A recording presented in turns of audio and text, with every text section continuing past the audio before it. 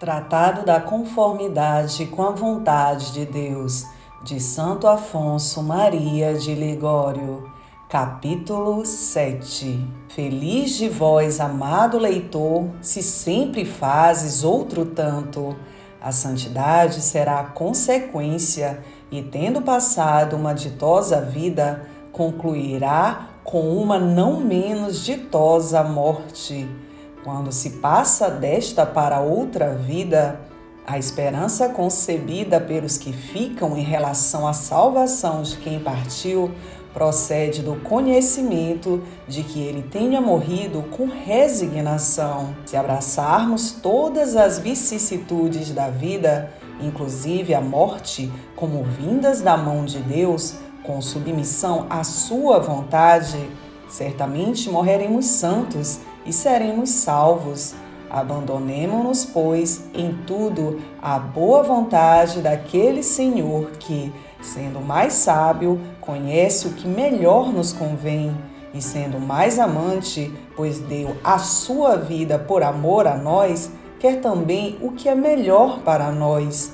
Fiquemos certos e persuadidos, diz São Basílio, de que Deus procura o nosso bem mais do que nós mesmos o podemos procurar ou desejar. Mas prossigamos e consideremos em que coisas nos devemos unir com a vontade divina. Primeiro, devemos unir-nos à vontade de Deus nas coisas naturais, como quando faz frio, calor, quando chove, ou em tempo de escassez ou epidemia, e em outros casos iguais. Devemos abster-nos de dizer que intolerável frio, que horroroso calor, que desagradável estação, ou fazermos uso de algumas expressões que mostrem a nossa repugnância para com a vontade de Deus. Devemos querer tudo como é, porque Deus de tudo dispõe. São Francisco de Borja, indo uma noite a um convento da sua ordem, enquanto nevava muito,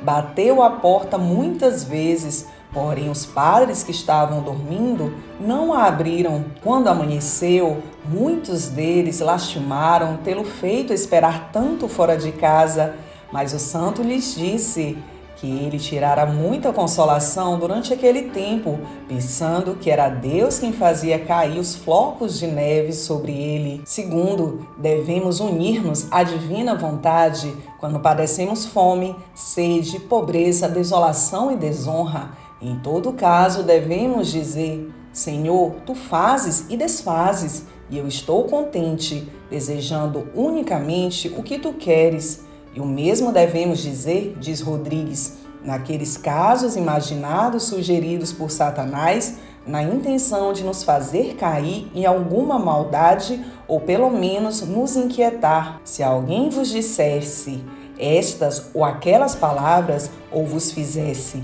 essa ou aquelas ofensas, que direis? Que fareis? Devemos responder: eu diria e faria o que Deus quisesse, e assim nos livraríamos de toda falta de inquietação. Terceiro, se temos algum defeito natural, ou no nosso espírito ou no nosso corpo, como ter pouca memória, inteligência rude, pouca habilidade, falta de algum membro ou saúde fraca, não nos lastimemos, pois que merecimento tínhamos para que Deus nos desse uma alma mais sublime ou um corpo mais bem organizado? Não podia Ele permitir que nascêssemos na classe dos brutos? Não podia Ele deixar-nos no nosso nada? Demos graças ao Senhor por tudo que Sua bondade nos tem concedido e por tudo que faz. Quem sabe, se tendo nós tido maiores talentos, uma saúde perfeita, um corpo extremamente bem organizado, nós teríamos perdido. A quantos a ciência e o seu saber têm sido a origem da soberba e do desprezo com que tratam os outros e por isso causa da sua perdição?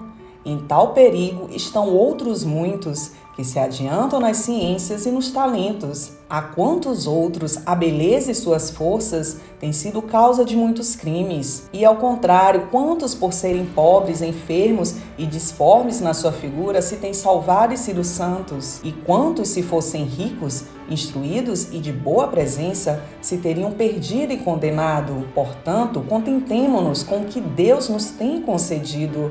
Não é necessária a beleza, a saúde, nem o engenho agudo, só é necessária a salvação, disse Jesus Cristo. Quarto, devemos particularmente ser resignados nas enfermidades corporais e voluntariamente abraçá-las de maneira e pelo tempo que Deus tenha determinado visitar-nos com elas. Devemos tomar remédio para restaurarmos a saúde, porque tal é a vontade de Deus. Porém, não aproveitando estes, devemos unir-nos à vontade divina, o que nos será de maior vantagem do que a mesma saúde, e devemos dizer em ocasiões tais: Senhor, eu não desejo a saúde nem a doença, desejo unicamente que a vossa vontade seja feita. É, sem dúvida, grande virtude não lamentar nossas aflições durante o tempo da dor ou enfermidade. Porém, quando estas pesam sobre nós, não nos é vedado descrevê-las a nossos amigos,